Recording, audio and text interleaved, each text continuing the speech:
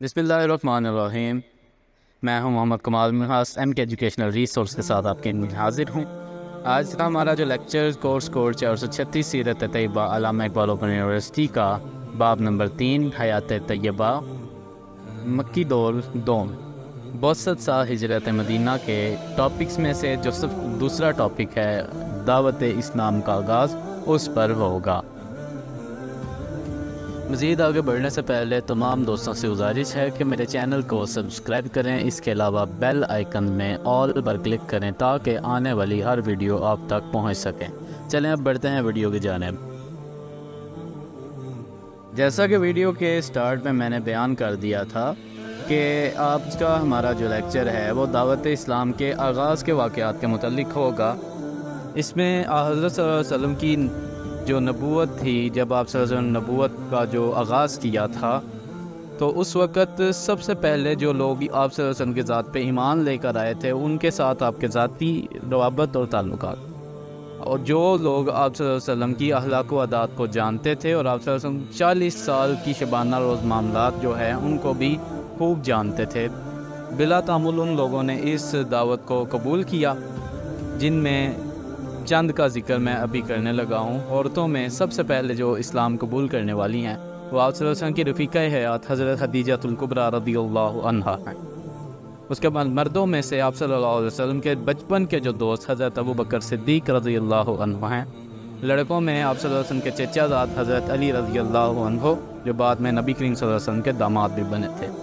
اس کے بعد غلاموں میں آپ صلی اللہ علیہ وسلم کے جانثار خادم جو تھے حضرت زید بن حارثہ رضی اللہ عنہ، یہ وہ صحابی رسول ہیں جن کا ذکر قرآن مجید میں سورہ احزاب میں بھی آیا ہوا ہے۔ شروع میں تقریباً 3 سال تک دعوت و تبلیغ کا یہ کام پوشیدہ طور پر نہایت احتیاط سے ہوا۔ اس عرصے میں حضرت ابوبکر صدیق رضی اللہ عنہ کی تبلیغی کوششوں سے حضرت عثمان غنی رضی اللہ عنہ، حضرت زبیر، اس کے بعد حضرت عبد الرحمن بن عوف، حضرت سعد بن ابی وقاص، حضرت طلحہ رضی اللہ عنہ وغیرہ کئی با اثر حضرات مشرف با اسلام ہوئے۔ ان کے قبول اسلام کا چرچا چپ کے اور لوگوں میں بھی پھیلا، اور حضرت حباب بھی، حضرت عمار بن یاسر، سعید بن زید، حضرت عبداللہ بن مسعود، عثمان بن مظعون، ابو عبیدہ، صہیب اور ارقم نے اسلام قبول کیا، اور ایک اچھی خاصی جماعت دائرہ اسلام میں داخل ہو گئی۔ اور یہ تمام صحابی ایسے صحابہ ہیں جو کہ بہت اثر و رسوخ رکھنے والے تھے، ان تمام کو عزت کی نگاہ سے دیکھا جاتا تھا۔ خفیہ اور محدود طریقے کی تبلیغ کا جو کام آہستہ متعارف کرانے کا کام مزید آگے بڑھا، اور وَأَنذِرْ عَشِيرَتَكَ الْأَقْرَبِينَ، اپنے قریبی رشتہ داروں کو ڈرائیے۔ سورہ شعراء میں نبی کریم صلی اللہ علیہ وسلم کو اللہ تعالیٰ نے یہ وعید فرمائی ہے کہ ان کو ڈرائیے کی آیت نازل ہوئی، تو آپ صلی اللہ علیہ وسلم نے ایک دعوت کا انتظام کیا۔ تمام خاندان بنو ہاشم کو مدعو کیا اور کھانا کھلانے کے بعد اسلام کی دعوت دی۔ تمام مجلس میں سناٹا تھا، صرف حضرت علی رضی اللہ عنہ کی ایک آواز آئی، گو مجھے عشوب چشم کی شکایت ہے، میری ٹانگیں پتلی ہیں، میں کم عمر ہوں، لیکن آپ صلی اللہ علیہ وآلہ وسلم کا ساتھ دوں گا۔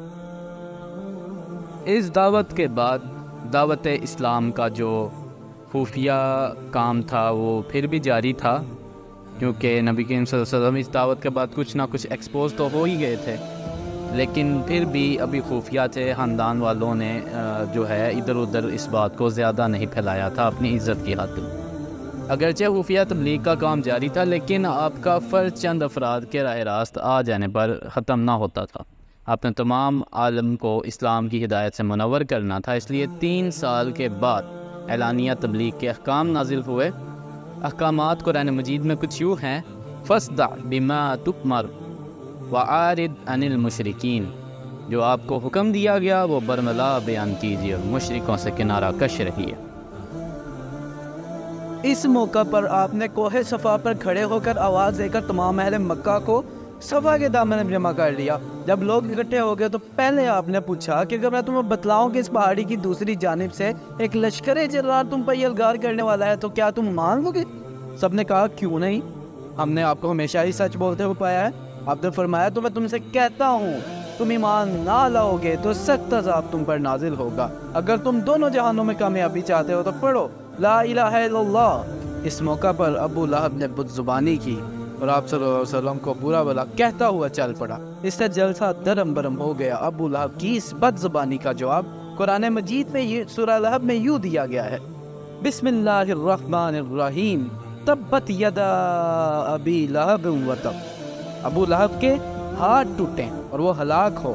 ما اغنى عنہ مالہ وما کسب، نہ تو اس کا مال ہی اس کے کچھ کام آیا، نہ وہ جو اس نے کمایا تھا۔ سیصلی نارا ذات لہب، وہ جلد ہی بھڑکتی ہوئی آگ میں داخل ہوگا۔ وامرأتہ حمالۃ الحطب، اور اس کی جورو بیوی کو کہتے ہیں جو ایندھن پر سر اٹھائے پھرتی ہے۔ اس ایندھن سے مراد ان کی جو جورو میں جمیل تھی، وہ ایک ہار لیے ہوئے بڑی اتراتی تھی کہ یہ ہار جو ہے بڑا قیمتی ہے، سب کو دکھاتی پھرتی تھی، تو اسی ہار کو ایندھن بتایا گیا ہے۔ فی جیدہا حبل من مسد، اس کے گلے میں مونج کی رسی ہوگی، یعنی کہ وہ جو اس وقت عرب میں جو ہے ایک رواج تھا کہ اگر لونڈیوں کو سزا دی جاتی تھی تو ایک موٹی تازی رسی جو تھی وہ ان کے گلے میں ڈالی جاتی تھی اور آگ کو جو ہے نا بھڑکا دیا جاتا تھا، اور اس آگ کے اوپر جو ہے اس رسی کو کے ساتھ ان کو باندھ دیا جاتا تھا، اور اس طرح سے جو ہے نا وہ سزا دی جاتی تھی۔ تو اسی سے جو یہاں پہ جو مونج کی رسی ہے اس سے یہی مراد ہے کہ اس طرح سزا ہوگی اس کو۔ اس اعلان کے بعد آپ کا طریقہ تبلیغ یہ رہا کہ جہاں بھی کچھ لوگ نظر آتے آپ صلی اللہ علیہ وسلم ان قرآن کی آیات پڑھ کر بتاتے اور اسلام کی دعوت دیتے۔ اب جانتے ہیں کہ اسلام کے زیادہ تر احکام بعد کے دور میں نازل ہوئے ہیں۔ قرآن حکیم 23 سال تک نازل ہوتا رہا اور مختلف احکام وقتاً فوقتاً نازل ہوئے۔ اس ابتدائی زمانے میں رسول اکرم صلی اللہ علیہ وسلم کی دعوت کے 3 بنیادی نکات ہوا کرتے تھے: توحید باری پر ایمان، نبوت اور رسالت پر ایمان اور آخرت پر ایمان۔ تو یہ بیسک جو تھے وہ کانسیپٹ سے یہ 3 تھے جو سب سے پہلے آپ صلی اللہ علیہ وسلم لوگوں کو بتایا کرتے تھے، جس میں وہ کہا کرتے تھے کہ اللہ تعالیٰ ایک ہے، اللہ تعالیٰ کی سوا جو ہے کسی کو پوجنا نہیں، کسی کی عبادت نہیں کرنی۔ نبوت اور رسالت پہ وہ بات کرتے تھے میرے علاوہ جتنے انبیاء ہیں ان کو ماننا ہے، اور مجھے ماننا ہے کہ اللہ تعالیٰ کا آخری نبی ہوں۔ اور اس کے بعد آخرت پر ایمان کا جو ہے وہ کہا کرتے تھے، بار بار قیامت کا ذکر کرتے تھے اور قیامت کا ذکر کر کے لوگوں کو ڈرایا کرتے تھے۔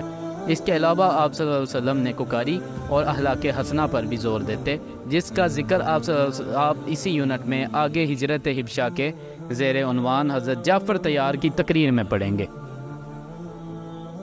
عبادات میں نماز شروع ہی سے فرض ہو گئی تھی، لیکن جو 5 نمازیں ہم اب پڑھتے ہیں یہ معراج کے موقع پر فرض ہوئیں۔ ابتدا میں 2 نمازیں پڑھنے کا حکم تھا، وہ بھی 2 رکعت۔ اعلانیہ تبلیغ کے بعد مسلمانوں کی تعداد میں روز بروز اضافہ ہوتا گیا۔ ہر نیا مسلمان اپنی جگہ ایک مبلغ بن کر اپنے حلقے میں تبلیغ شروع کر دیتا۔ مرد اور عورتیں دونوں پر پورے جوش و خروش سے اس کام میں شریک ہو گئے، چنانچہ اس کا رد عمل بھی شدید ہونے لگا۔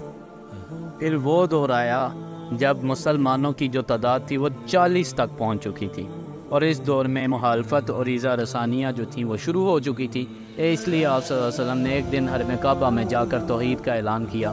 دفعتاً ایک ہنگامہ برپا ہو گیا، ہر طرح سے لوگ آپ صلی اللہ علیہ وآلہ وسلم پر ٹوٹ پڑے۔ حضرت خدیجہ رضی اللہ عنہ کے پہلے شوہر ابو خالہ کے بیٹے حارث کو، جو حضرت صلی اللہ علیہ وسلم کی کفالت میں تھے، خبر ہوئی تو دوڑے ہوئے آئے اور آپ صلی اللہ علیہ وسلم کو بچانے کی کوشش میں شہید ہو گئے۔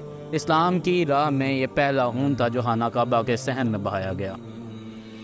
آغاز میں مشرکین نے اسلام کی دعوت کو زیادہ اہمیت نہیں دی تھی، لیکن مکہ مکرمہ میں جب اسلام کی اشاعت ہونے لگی اور اسلام قبول کرنے والوں کی تعداد میں اضافہ ہونے لگا، جن میں نوجوانوں کی تعداد زیادہ تھی، تو بڑوں کو بہت دکھ ہوا کہ ہماری اجازت و مرضی کے بغیر یہ کیوں اپنے آبائی دین سے برگشتہ ہو رہے ہیں۔ مشرکین کی مخالفت کے کئی اسباب تھے، مثلاً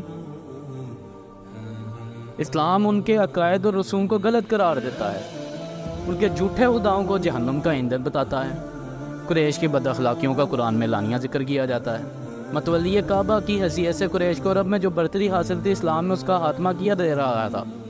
بنو ہاشم اور بنو امیہ ایک دوسرے کے پرانے حریف تھے، اس لیے بنو امیہ بنو ہاشم کے اعزاز نبوت کو برداشت کرنے کے لیے تیار نہیں تھے، اس لیے وہ مخالفت میں پیش تھے۔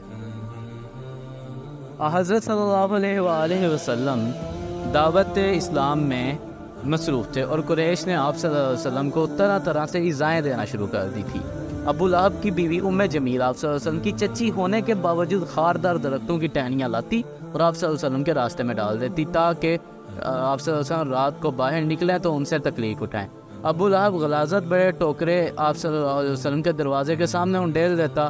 آپ صلی اللہ علیہ وسلم حرم کعبہ میں نماز پڑھ رہے تھے کہ ابو جہل کی تجویز پر عقبہ بن ابی معیط اونٹ کی اوجری اٹھا لایا، اور جب آپ صلی اللہ علیہ وسلم سجدے میں گئے تو آپ صلی اللہ علیہ وآلہ وسلم کی پشت مبارک پر رکھ دی۔ یہ اتنی بوجھل تھی کہ آپ صلی اللہ علیہ وسلم سجدے سے سر نہ اٹھا سکے۔ حضرت فاطمہ رضی اللہ عنہا بچی تھیں، اطلاع ملی تو دوڑی آئیں اور نہ صرف غلاظت کے اس بوجھ کو دور کیا بلکہ ابو جہل کو ملامت بھی کیا۔ ابو جہل اس قدر شکیل قلب تھا کہ اس نے ننھی بچی کو زور سے تماچا مارنے سے بھی دریغ نہ کیا، جس سے حضرت فاطمہ رضی اللہ عنہا رونے لگی۔ تو یہ تھا دعوت اسلام میں جو تکلیفیں اٹھائی ہیں شروع میں، ان کے متعلق چھوٹا سا بیان تھا۔ اس سے آگے ہم مزید پڑھیں گے، مزید ہمیں پتہ لگے گا کہ دعوت اسلام کے اندر نبی کریم صلی اللہ علیہ وسلم نے کتنی تکلیفیں اٹھائی ہیں۔ اس کے بعد جو ہے یہ قرآن مکمل ہوا، اسلام مکمل ہوا، اور پھر کیسے کیسے جو ہے امتیوں کو مختلف پیغامات کے ذریعے کہا گیا کہ اسلام کو پھیلائیں۔ تو یہ تھا ہمارا آج کا لیکچر، امید ہے آپ کو پسند آیا ہوگا۔ اس طرح کی مزید ویڈیوز حاصل کرنے کے لیے میرے چینل کو سبسکرائب کریں اور ویڈیو کو لائک اور شیئر ضرور کریں تاکہ آنے والی ہر ویڈیو آپ تک پہنچ سکے۔ ایک دن نبی کریم صلی اللہ علیہ وسلم حرم میں نماز پڑھ رہے تھے تو عقبہ بن ابی معیط نے گردن مبارک میں اپنی چادر کو رسی کی طرح جو ہے نا ڈال کر باہر اور زور سے آپ صلی اللہ علیہ وسلم کا جو ہے نا دم گھٹنے لگا، لیکن آپ نے ان تمام سختیوں کو خندہ پیشانی سے برداشت۔ آپ نے تاریخ اور سیرت کی کتابوں میں بار بار پڑھا ہوگا کہ اسلام کی دعوت و تبلیغ کی راہ میں رسول اللہ صلی اللہ علیہ وآلہ وسلم کو بڑی بڑی تکلیفوں کا سامنا کرنا پڑا۔ آپ نے کبھی سوچا ہے کہ اس کی وجہ کیا تھی؟ اگر اللہ تعالیٰ چاہتا تو حضور صلی اللہ علیہ وسلم کی پہلی دعوت پر ہی تمام لوگ مسلمان ہو جاتے اور آپ کو کسی قسم کی پریشانی نہ اٹھانا پڑتی، اور اگر مسلمان نہ ہوتے تو بھی آپ صلی اللہ علیہ وسلم مخالفت نہ کرتے اور آپ صلی اللہ علیہ وسلم کو ان مشکلات سے نہ گزرنا پڑتا۔ اللہ تعالیٰ نے آپ صلی اللہ علیہ وسلم کو ان مشکلات سے کس لیے گزارا؟ اس کی وجوہات میں کچھ پوائنٹ دیے گئے ہیں، جن میں پہلا پوائنٹ یہ دیا گیا کہ اللہ اخلاق اور بلند کردار اور اپنے پیغام سے اخلاص اور اپنے دعوے کی صداقت واضح ہو جائے۔ ہم بہت سے لوگوں کو دیکھتے ہیں کہ وہ بہت بڑا پروگرام لے کر بڑھتے ہیں، اٹھتے ہیں، لیکن مشکلات سے گھبرا کر وہ پروگرام سے دستبردار ہو جاتے ہیں۔ لیکن آپ صلی اللہ علیہ وسلم کا معاملہ الٹا، آپ صلی اللہ علیہ وسلم پر جتنی سختیاں اور جتنی زیادتیاں ہوئیں، آپ صلی اللہ علیہ وسلم کا جوش اتنا بڑھتا گیا، اور اس طرح سے جو ہے ایک چیز واضح ہو گئی کہ آپ صلی اللہ علیہ وسلم کا جو پروگرام تھا دین حق کو پہنچانے کا، وہ واضح تھا۔ اس کے بعد دوسرا پوائنٹ ہے، آپ صلی اللہ علیہ وسلم پہلے دن ہی اگر لوگ آپ صلی اللہ علیہ وسلم نبی اور رسول مان لیتے تو پھر یہ ممکن نہیں تھا کہ مشکل حالات میں آپ کا اخلاق و کردار کیا ہے۔ اس سے یہ بھی معلوم ہوا کہ اس شدید دشمنی کے باوجود جو کفار کو آپ صلی اللہ علیہ وسلم کی ذات سے تھی، آپ نے ان کے خلاف باقاعدہ جنگیں تو کی ہیں، لیکن کوئی ایسی خفیہ سازش سے ایسا منصوبہ نہیں بنایا جو آپ صلی اللہ علیہ وسلم کی تعلیمات اور آپ صلی اللہ علیہ وسلم کے اخلاق و کردار سے مطابقت نہ رکھتا ہو، یا جسے عدل کے بلند ترین معیار کے مطابق نہ قرار دیا جائے۔ اگر آپ کو ان مشکلات سے نہ گزرنا پڑتا تو مستقبل میں دین کے کام کرنے والوں کے لیے سنگین حالات میں کوئی نمونہ اور مثال نہ ہوتی، اور انہیں یہ معلوم نہ ہوتا کہ اگر دین کی راہ میں مشکلات، مخالفتوں اور ایذا رسانیوں کا سامنا کرنا پڑے تو ایک سچے مبلغ اور داعی کے لیے پیغمبر اسلام کی سیرت میں کیا نمونہ ہو سکتا ہے۔